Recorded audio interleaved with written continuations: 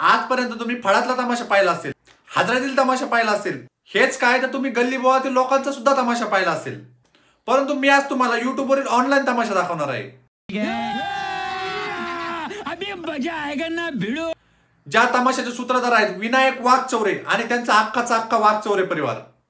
तुम्हाला खूप शुभेच्छा. थँक्यू. हा विनया जन्मला डॉक्टरच्या हातातून असा काही सटकला होता जशी आपल्या हातातून चालून आलेली संधी सटकते. आणि याचा परिणाम याच्या डोक्यावर आज असा काही झालाय की याला ना भाऊ समजतो ना बायको. आजपर्यंत हा विनय आणि त्याची बायको इंस्टाग्रामवर फक्त शरीराची हलवाहलवी करत होते, तोपर्यंत ठीक होतं.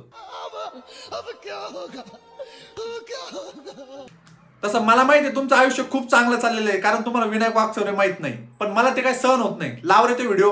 सासर माझं माहेर झालं, प्रेमळ पती मिळाला. हा आणि प्रेमळ पती. अगं हा प्रेमळ पतीने पिसाळलेला पती पिसाळलेला. अब कुछ नहीं हो सकता क्या? दृष्ट कुणाची नको रे देवा माझ्या संसाराला. दृष्ट कुणाची नको रे माझ्या देवा संसाराला. अगं बाई गाडवाच्या बोच्यासारखं दिसणार या विनाला एखाद्या गावावर उतरून टाकलं, अख्ख्या गावाची दृष्ट निघन. आणि याला तुझ्या संसाराला काय दृष्ट लागायची कोणाची.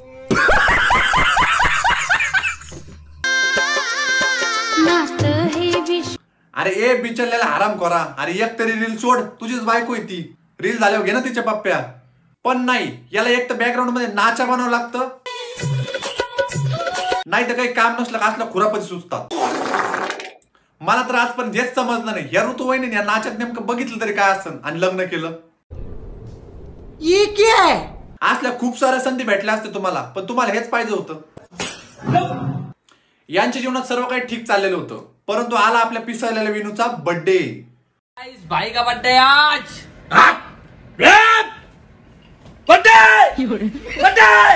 सर्व काही आरामात चाललेलं होतं. रात्री 12 वाजता 2 कॅमेरे लावून बर्थडेच्या सेलिब्रेशनची पूर्ण तयारी झालेली होती. माननीय 4 पाहुणे. प्रथम आपला पिसळलेला विनू. हा विनू कुत्र चावून तर बिलकुल पिसळलेला नाही. हा प्रथम स्वतःला चावला मग हा पिसळला. हा आपला विनू 12 मिनिटाच्या व्हिडिओ मध्ये एवढे मूड स्विंग करतो जेवढे एखादी मुलगी 5 दिवसाच्या पिरियड्स मध्ये सुद्धा नाही. बात तो सही है. दुसरी व्यक्ती म्हणजे ऋतुवाहिनी, म्हणजेच विनूच्या पत्नी. यांना आहे ना प्रत्येक कामात विनूच्या मध्ये करावंच लागतं, मग ते प्रँक्स असो किंवा रील, मार खाण्यात पण. तिसरा व्यक्ती आहे आपला मंदबुद्धीचा संदीप. हा त्या दिवशी नेमका कोणता माल फुकून आला होता हे मला आजपर्यंत काय समजलं नाही. चौथी व्यक्ती आहे संदीप भाऊच्या मिसेस. यांना कशाशीच मतलब नसतं, फक्त भांडणाशिवाय. सर्वजण आले, त्यांचं स्वागत झालं, परंतु आपल्या कोकेन मध्ये गांजा मिसळून चुना टाकून तंबाखू प्रमाणे खाणाऱ्या संदीप भाऊला तर नशा व्हायला सुरुवात झाली होती.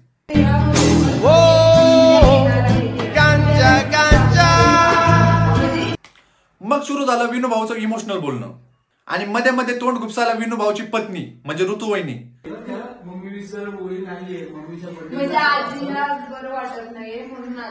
यामुळे विनू भाऊ बेकार पिसाळला होता. आणि आता झाली खरी सुरुवात त्यांच्या तमाशाची इथून पुढे.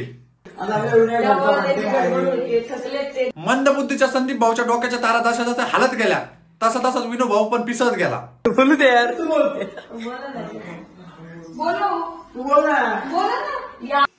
हा संदीप असल्या फालतू खोड्या करतो ना, मला कधी असं वाटतं हा मार खाण्याच्याच लायकीचा आहे.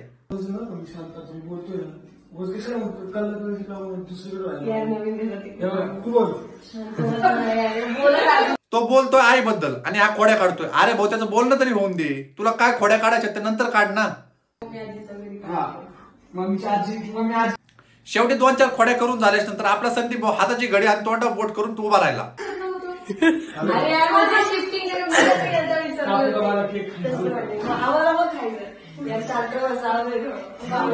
परंतु एवढं करू नये भाऊच्या काड्या बंद झाल्या नाही. भाऊला हेही दाखवायचं मी असा उभा आहे म्हणून.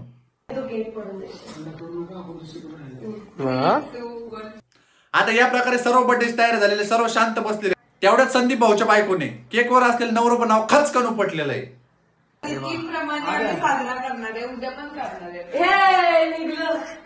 अगं बाई तू कोणता नशा करते? खाचकन उपटलं, ओरडते, निघलं कोणता नशा करते बाई? आम्हाला तरी सांग, आम्ही सुद्धा अशा मस्त बघन राहू. तर आता तो क्षण आलेला आहे जेथून रपकारपकीचं वातावरण बनतं आणि चपाचप कानाखाली वाटतात. भूक लागली बरं टाइमपास तर आपला पिसालेला विनोभाऊ आधीच वॉर्निंग देत होता, मला खोकला झालेला हळू खाऊ घाल.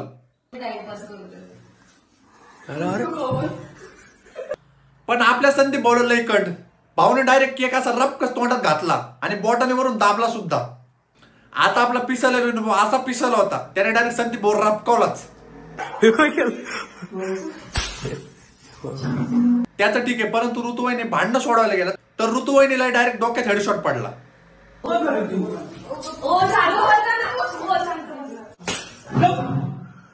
अरे भाई नेमकं कोण येते यांनी डायरेक्ट बायकोच रपकवली.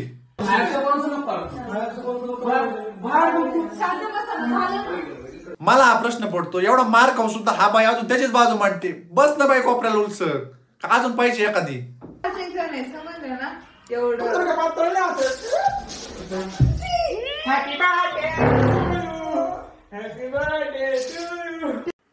म्हणजे आपिसायला ना बायकोच्या बर्थडेला पूर्ण फॅसाचा स्प्रे तिच्या तोंडावर मारतो आणि वरून थंबनेल टाकतो बायको मारता मारता वाचली.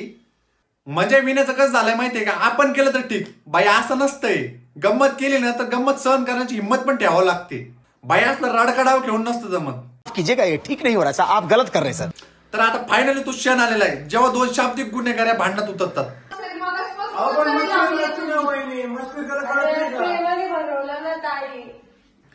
हे शाब्दिक गुन्हेगार तेच आहेत ज्यांच्याकडून संभाटा सुद्धा गुन्हेगारी शिकतो.